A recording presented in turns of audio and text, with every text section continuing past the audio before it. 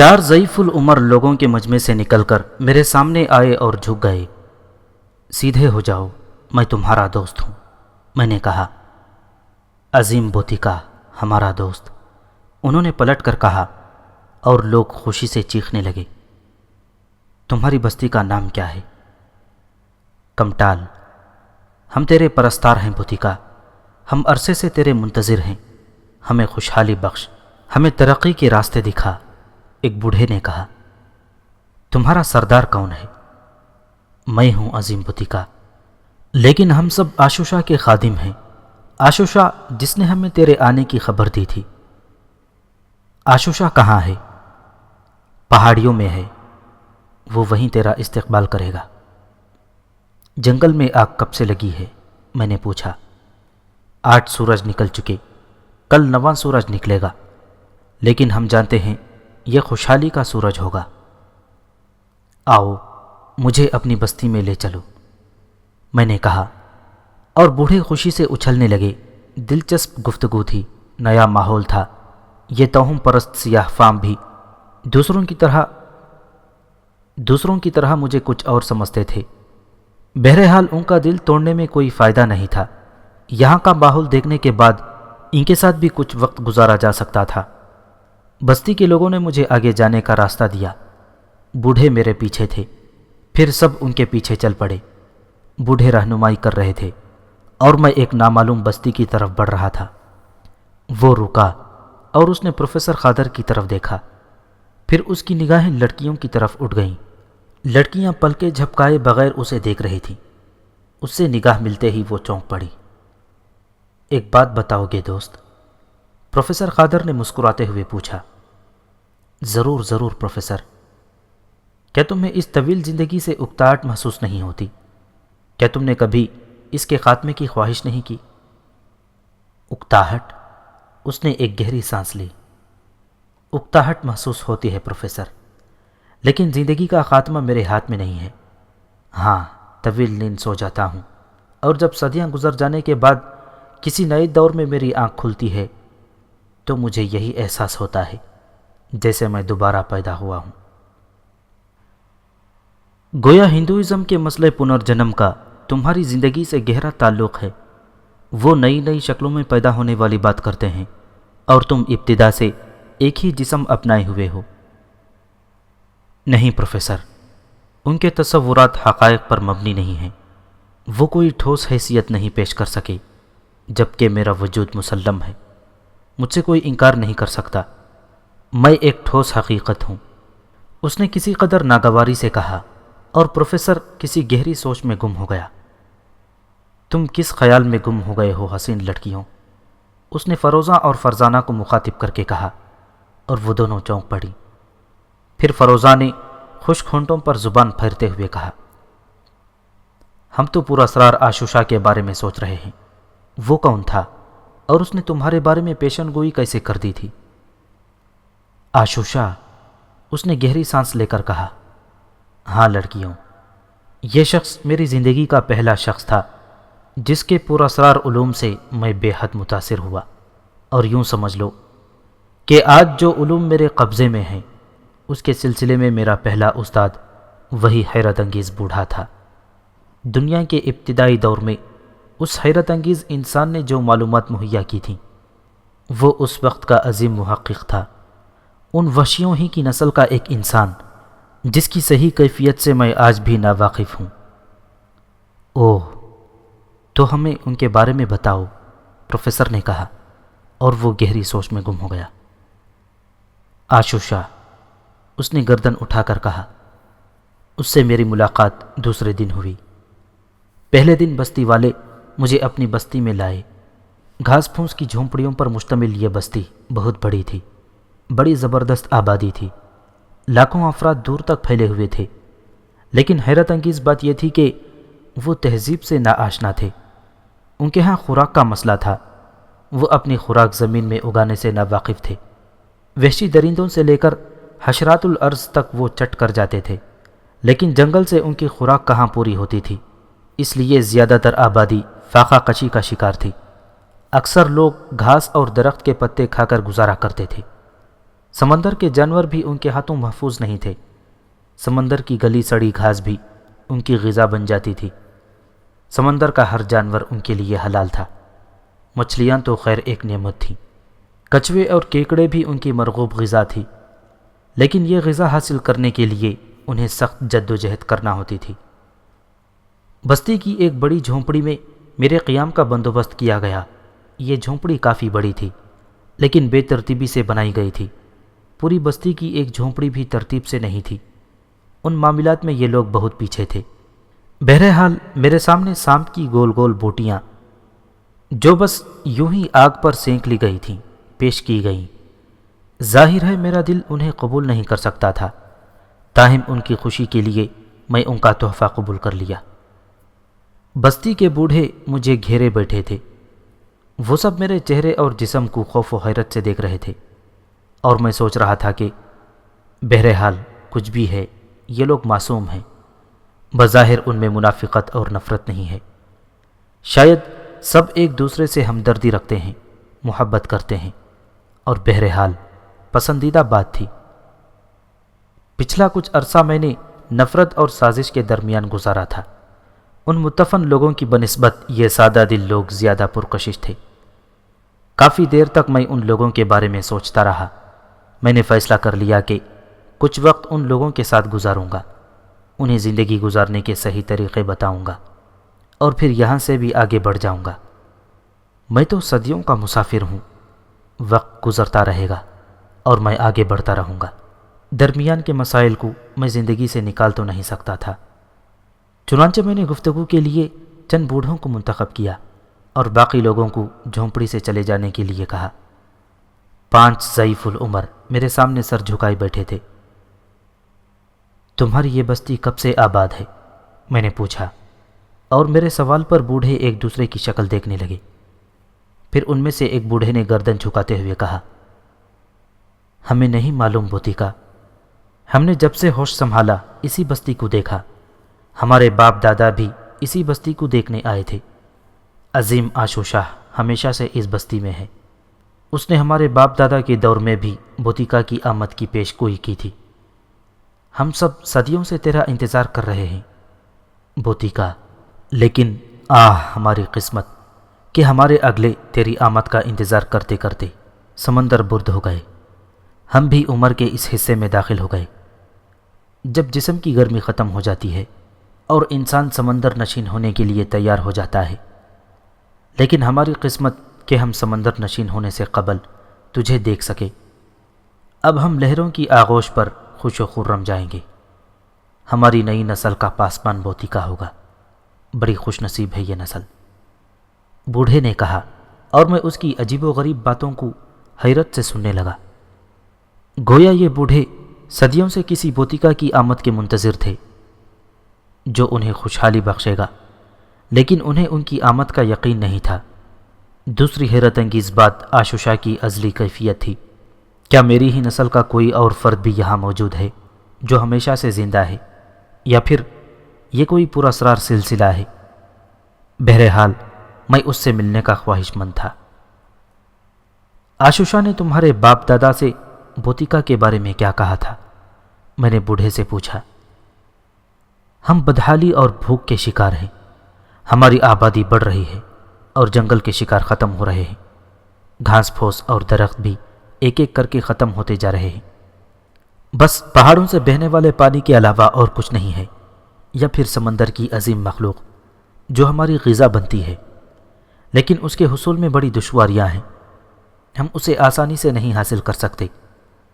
آشوشا نے کہا کہ ہماری مصیبتوں کا حل صرف بوتیکا ہے۔ وہ جب آئے گا تو بستی خوشحال ہو جائے گی، خوراک کا مسئلہ حل ہو جائے گا، ہر ضرورت پوری ہو جائے گی، اور ہم اس کے منتظر تھے۔ ہمارے اجداد اس کے منتظر تھے، اور پھر جب کنارے کے درخت بھڑک اٹھے تو ہماری خوشیوں کا ٹھکانہ نہ رہا کہ یہی بوتیکا کی آمد کی نشانی تھی۔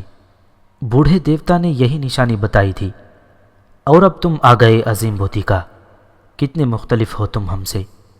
ہمیں یقین ہے کہ تمہارے چمکدار جسم کی روشنی سے خوشحالی بکھر جائے گی۔ یقیناً تم ہمارے لیے بہت کچھ لائے ہوگے۔ میں گردن جھکا کر کچھ سوچنے لگا۔ ان معصوم اور سادہ دل لوگوں کے دل توڑنا میرے لیے ممکن نہیں تھا۔ میں ان کی مدد کا فیصلہ کر چکا تھا۔ میں یہ بھی جانتا تھا کہ بوتیکا کی آمد کا انتظار یہ صدیوں سے کر رہے ہیں۔ اگر میں ان سے کہوں کہ میں بوتیکا نہیں ہوں تو ان کے دل ٹوٹ جائیں گے۔ یہ اس انداز میں کام نہیں کر سکیں گے جس انداز میں اس وقت کریں گے جب انہیں یقین ہو جائے گا کہ میں ہی بوتیکا ہوں۔ میرا کیا تھا؟ میں تو نہ جانے کیا کیا بن چکا تھا۔ کہیں میں مقدس لاتوئی تھا، کہیں آسمان کا بیٹا، کہیں کچھ بوتیکا بھی صحیح۔ چنانچہ اپنے بوتیکا ہونے کی تردید نہیں کی، اور پھر دوسرے دن میں نے آشوشا سے ملنے کی خواہش ظاہر کی۔ مقدس آشوشا کو تیری آمد کی اطلاع دی گئی ہے، وہ تیرے استقبال کی تیاریاں کر رہا ہے۔ آشوشا کہاں رہتا ہے؟ مقدس پہاڑوں میں، جہاں سے سفید پانی بلندی سے نیچے گرتا ہے اور لکیریں بناتا ہوا سمندر میں جا گرتا ہے۔ میں سمجھ گیا کہ وہ کسی جھرنے کی بات کر رہے تھے۔ مجھے اس کے پاس لے چلو، میں نے کہا، اور بوڑھے تیار ہو گئے۔ اس پراسرار بوڑھے سے ملنے کے بعد میں اپنے کام کا آغاز کرنا چاہتا تھا۔ چنانچہ بوڑھوں کی رہنمائی میں پہاڑوں کی طرف چل پڑا۔ بستی کے لوگ پرسکون تھے۔ عورتیں اور بچے مجھے عقیدت سے تک رہے تھے۔ جوانوں کے چہرے میری آمد کی خوشی میں اور چمک اٹھے تھے۔ میں نے بستی کی عورتوں کو دیکھا۔ سیاہ فام تھیں، بدحیت تھیں، لیکن بھرپور جوان تھیں۔ ان کے ٹھوس برہنہ جسم نسوانی دلکشی کا پیکر تھے۔ بعض کے نقش و نگار خصوصی طور پر حسین تھے، بعض کے چہرے بھی سیاہ ہونے کے باوجود سرخ مائل تھے۔ بہرحال وقت گزارا جا سکتا ہے، میں نے دل ہی دل میں سوچا، اور تھوڑی دیر کے بعد ہم بستی سے نکل آئے۔ خشک اور چٹیل میدانوں سے گزر کر سرسبز و شاداب علاقہ شروع ہو گیا، لیکن یہاں بھی صرف گھاس کی نشانیاں تھیں۔ گھاس، پھول، درخت سب خوراک بن چکے تھے، اور ظاہر ہے یہ زمین کے سینے سے سبزہ اگانا نہیں جانتے تھے۔ چنانچہ جو کچھ خودرو تھا وہ ختم ہو چکا تھا۔ تاہم زمین سے اندازہ ہوتا تھا کہ اگر اس پر کاشت کی جائے تو وہ پوری بستی کو سیراب کر دے گی۔ میں اس پورے علاقے کا مکمل جائزہ لیتا ہوا جا رہا تھا، تب دور سے میں نے بلندی سے ایک عظیم الشان آبشار کو گرتے دیکھا۔ سفید دھواں اس کے قرب و جوار میں پھیلا ہوا تھا۔ بہت بڑا آبشار تھا جو پرجوش انداز میں بہتا ہوا نہ جانے کہاں جا کر گم ہو رہا تھا۔ رفتہ رفتہ ہم اس آبشار کے نزدیک پہنچ گئے۔ آبشار کے بائیں سمت خشک چٹانوں پر 5 سیاہ فام کھڑے تھے۔ ان کے ہاتھوں میں بھی ویسی ہی لمبی نوکدار لکڑیاں تھیں۔ ہمیں دیکھتے ہی وہ چٹانوں پر اچھلنے لگے، اور پھر وہ نیچے اتر آئے۔ انہوں نے میرے گرد حلقہ بنا لیا اور اسی طرح اچھلتے کودتے رہے۔ تب ایک بوڑھے نے مجھ سے کہا، مقدس آشوشا تیرا منتظر ہے بوتیکا، اس کے خادم تیرے استقبال کے لیے آئے ہیں، تو ان کے ساتھ چلا جا، ہم یہاں سے آگے نہیں بڑھ سکتے۔ اور میں آگے بڑھ گیا۔ ایک سیاہ فام میرے آگے تھا اور باقی 4 میرے عقب میں چل رہے تھے۔ میں اس چالاک بوڑھے کے بارے میں سوچ رہا تھا جو میرے استقبال کو نہیں آیا تھا۔ چٹانوں کو طے کرنا میرے لیے مشکل نہیں تھا۔ آبشار کے نم دھویں میں نیچے کا ماحول روپوش ہو گیا تھا۔ آگے کا راستہ بھی صرف سیاہ فام ہیولوں کی رہنمائی میں طے کر رہا تھا، اور تھوڑی دیر کے بعد ہم ایک بہت بڑے غار کے دہانے کے نزدیک پہنچ گئے۔ غار کے اندر سے عجیب سی سنسناہٹ کی آواز ابھر رہی تھی۔ اس سے روشنی بھی چھلک رہی تھی جو کافی تیز تھی، اور غار میں داخل ہونے والا پہلا قدم ہی میرے لیے تعجب خیز تھا۔ میں نے غار کی دیواروں میں کسی دھات کے ٹکڑے دیکھے جو روشن تھے۔ یہ ٹکڑے تھوڑے تھوڑے فاصلے پر لگے ہوئے تھے، لیکن ایک پتلی سی پتی انہیں ایک دوسرے سے منسلک کیے ہوئے تھی۔ کبھی ان ٹکڑوں کی روشنی مدھم ہو جاتی، کبھی تیز۔ بہرحال مجموعی طور پر انہوں نے غار کو روشن کر رکھا تھا۔ بغور دیکھنے پر بھی میری سمجھ میں نہیں آیا کہ یہ روشنی کس طرح نکل رہی ہے۔ میں نے روشنی کرنے کے مختلف طریقے دیکھے تھے، لیکن یہ طریقہ سب سے انوکھا تھا۔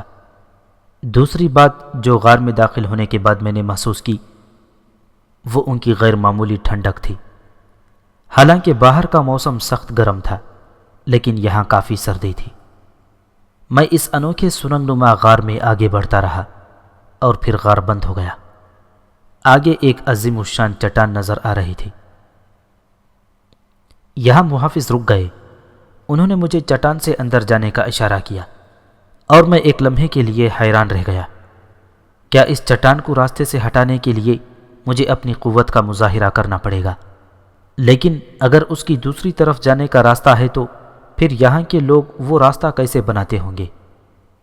اعتراف کرتا ہوں پروفیسر کہ میں کسی قدر حیران ہو گیا تھا، لیکن یہ حیرانی میں نے دوسروں پر نہیں ظاہر ہونے دی اور چٹان کے نزدیک پہنچ گیا۔ میں نے چٹان کے ایک سرے پر ہاتھ رکھا اور اسے اندر دبایا اور جسم کی پوری قوت صرف کرنے کے لیے تیار ہو گیا، لیکن ہاتھ کے تھوڑے سے دباؤ سے ہی میں نے چٹان کو اندر دبتے ہوئے دیکھا اور چونک پڑا۔ مزید ہلکے سے دباؤ سے چٹان بالکل گھوم گئی۔ تب میں نے بغور اس حیرت انگیز ترکیب کو دیکھا۔ چٹان کے نیچے ایک نوک تراشی گئی تھی جو پتھر میں بنے ہوئے ایک پیالے میں رکھی تھی، گویا یہ چول تھی۔ اس طرح چٹان اس پیالے میں گھوم رہی تھی۔ اس کے دوسرے سرے کو بھی اسی طرح چھت میں پیالہ بنا کر پھنسا دیا گیا تھا۔ اس طرح اس خوفناک حد تک وزنی کیواڑ کو ایک آدمی آسانی سے کھول سکتا تھا۔ ان حیرت انگیز چیزوں نے مجھے بوڑھے آشوشا کی اہمیت کا احساس دلا دیا اور میں سنبھل گیا۔ اس قدر ذہین انسان سے اپنے بارے میں محتاط ہو کر گفتگو کرنا ہوگی۔ میں نے چٹانی دروازے کی دوسری سمت دیکھا۔ ایک طویل عریض غار تھا جس کا دوسرا سر نظر نہیں آ رہا تھا۔ پورے غار میں ایسی ایسی ہیبت ناک چیزیں بکھری پڑی تھیں کہ میرے علاوہ اگر کوئی اجنبی انسان انہیں دیکھتا تو شاید دہشت سے اس کی حرکت قلب بند ہو جاتی۔ انسانوں اور جانوروں کے ڈھانچے، بے پناہ سالم پنجر جس میں ہاتھیوں سے لے کر زمانہ قدیم کے بڑے جانوروں کے ڈھانچے بھی تھے۔ ہڈیوں کی نلکیاں ایک دوسرے سے منسلک چھت تک چلی گئی تھیں۔ لکڑی کے بڑے بڑے پیالوں میں نہ جانے کیسا کیسا سیال بھرا ہوا تھا۔ کہیں آگ روشن تھی اور اس پر برتن چڑھے ہوئے تھے۔ غرضے کے اس پورے ہال میں ایسی ہی ہیبت ناک چیزیں بکھری ہوئی تھی۔ نہ جانے یہاں کیا ہو رہا تھا۔ میں تعجب سے یہ تمام چیزیں دیکھتا ہوا ایک ایک قدم آگے بڑھ رہا تھا۔ تب میرے کانوں میں ایک آواز گونجی۔ عظیم بوتیکا کی آمد سے میری آنکھوں میں نور بھر گیا ہے۔ میں اس حقیر غار میں بوتیکا کو خوش آمدید کہتا ہوں۔ لرزتی ہوئی سی آواز ہر در و دیوار سے آ رہی تھی۔ پورا غار اس آواز سے گونج رہا تھا اور الفاظ بار بار دیواروں سے نکل رہے تھے۔ میں سمجھ گیا آواز ایک تھی، لیکن یہ اس کی بازگشت تھی جو ابھی تک گونج رہی تھی۔ تاہم میں نے اطمینان کرنے کے لیے پتھر سے ایک پیالہ اٹھایا اور زور سے زمین پر پھینک دیا۔ پیالہ گرنے کی آواز بھی دیر تک گونجتی رہی، اور جب وہ آواز ہلکی ہوئی تو لرزتی آواز نے کہا، تیرا خیال درست ہے بوتیکا، یہ آواز کا طلسم ہے جو ان سخت پتھروں میں پھنس گیا ہے۔ تم کہاں ہو؟ میں نے پوچھا۔ سیدھا چلا آ، تو ٹھیک راستے پر آ رہا ہے، جواب ملا، اور میں آگے بڑھنے لگا۔ یہ طلسمی غار میری توقع سے کہیں زیادہ بڑا تھا۔ میں چلتا رہا۔ ویسے میں اس ذہین آدمی سے مرعوب ہو گیا تھا جس نے یہ پراسرار جال پھیلایا تھا۔ میرے ذہن میں بہت سے سوالات مچل رہے تھے۔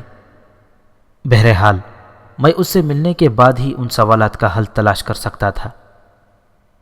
اور پھر میں غار کے انتہائی سرے پر پہنچ گیا۔ یہاں بھی تیز روشنی تھی، اور روشنی اسی انداز میں تھی جیسی پورے غار میں پھیلی ہوئی تھی۔ البتہ یہ حصہ صاف ستھرا تھا اور یہاں گھاس بچھی ہوئی تھی۔ ایک پتھر کی چوڑی سل پر ایک سیاہ فام نظر آیا جس کی سفید داڑھی اس کے پیٹ تک پھیلی ہوئی تھی۔ سر کے بال بھی بہت لمبے اور سفید تھے۔ ہاتھ پاؤں سوکھی لکڑیوں کی طرح لمبے لمبے اور پتلے تھے۔ پنڈلیوں کو دیکھ کر احساس ہوتا تھا کہ یہ شخص پیروں پر کھڑا بھی نہیں ہو سکتا ہوگا۔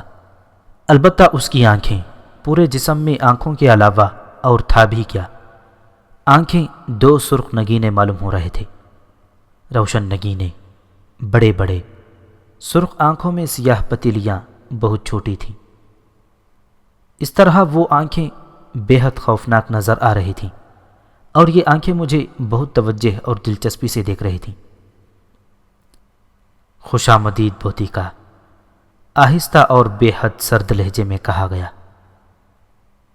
کیا میں آشوشا کے سامنے ہوں؟ میں نے بے خوفی سے پوچھا۔ سب کچھ تھا، لیکن خوف کا میرے سامنے کیا گزر۔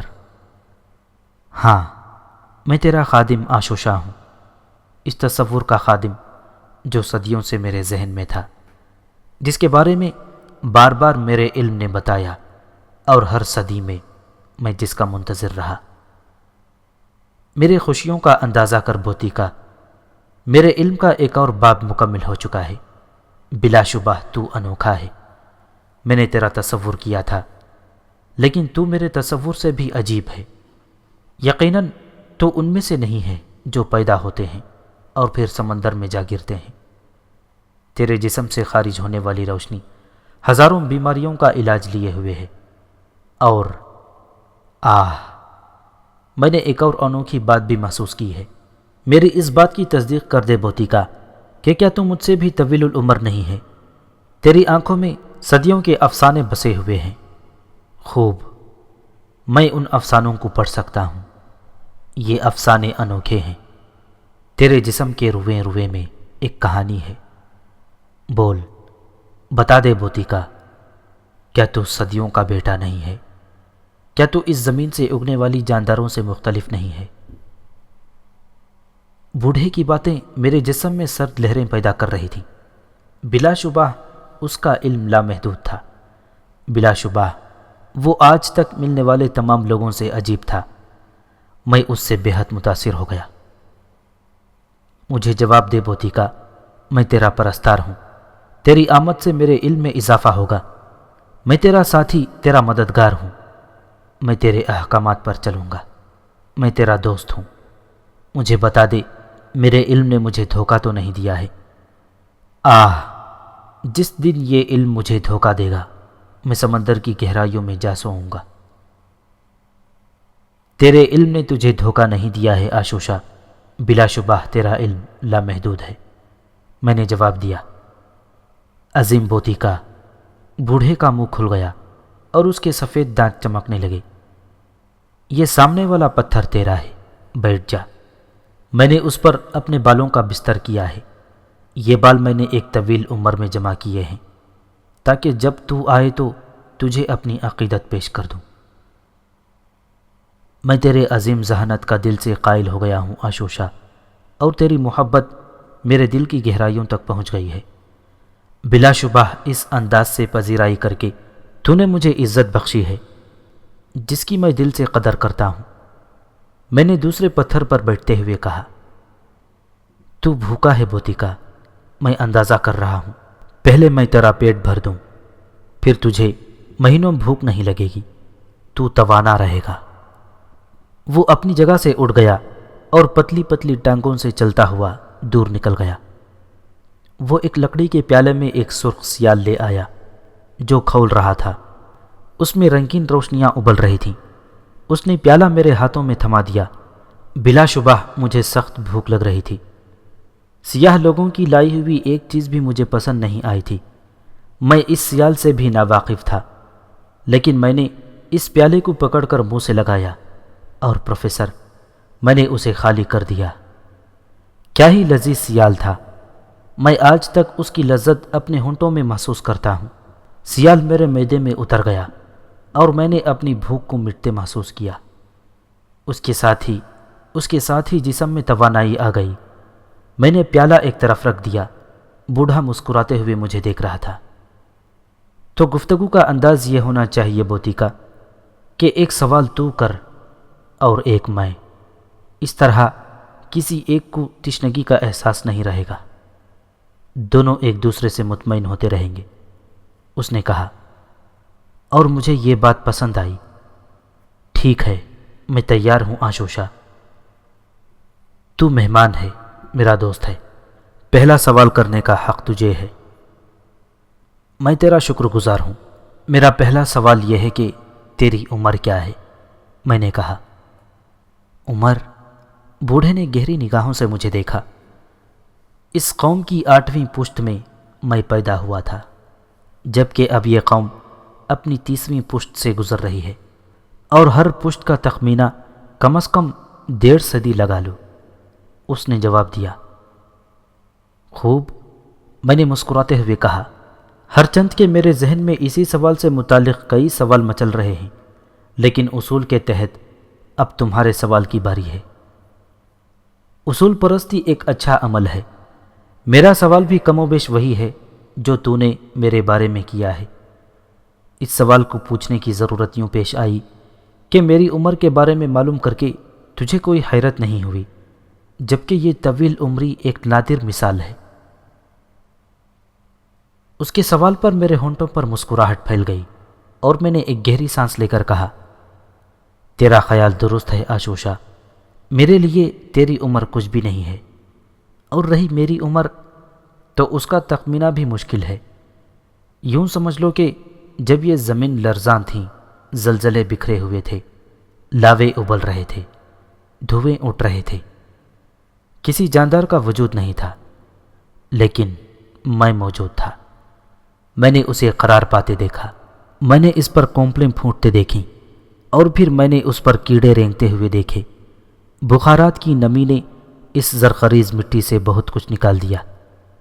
یہ سب میرے سامنے تشکیل ہوا، اور جب میں نے زمین پر بہت سے انسانوں کو دیکھا تو پھر میں بھی ان میں شامل ہو گیا۔ اس وقت کچھ نہ تھا، صرف پہاڑ تھے، سمندر تھے، درخت تھے۔ انسان خود کو انسان نہیں سمجھتا تھا۔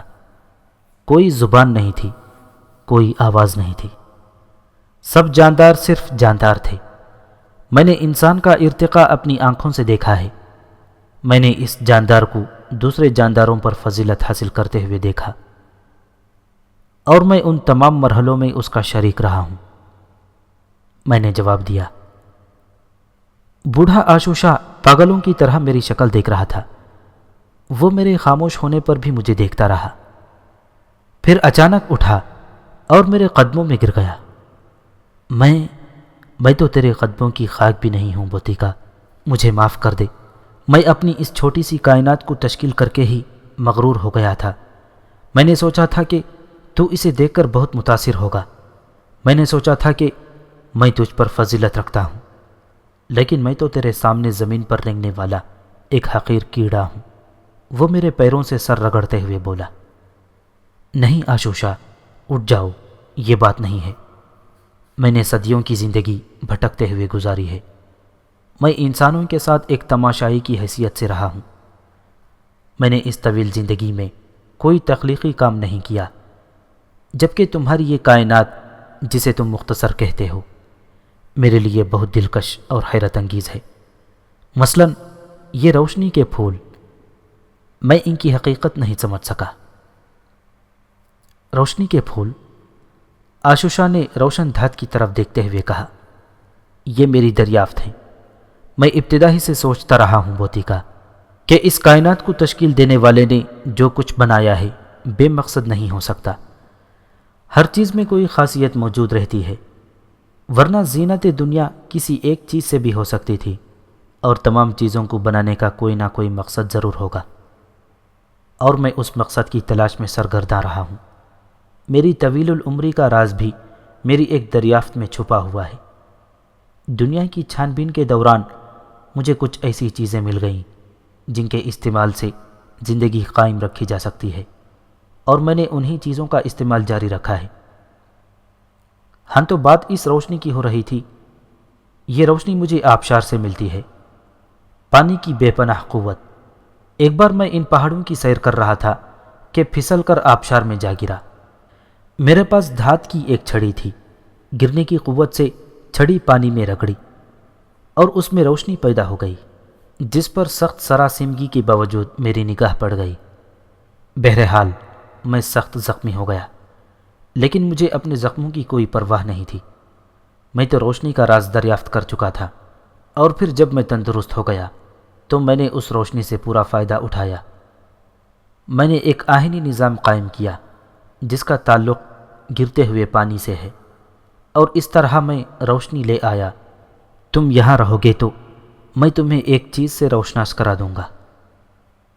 بے شک تیری سوچ عظیم ہے آشوشا، تو تحقیق کا بادشاہ ہے، میں نے متاثر کن انداز میں کہا۔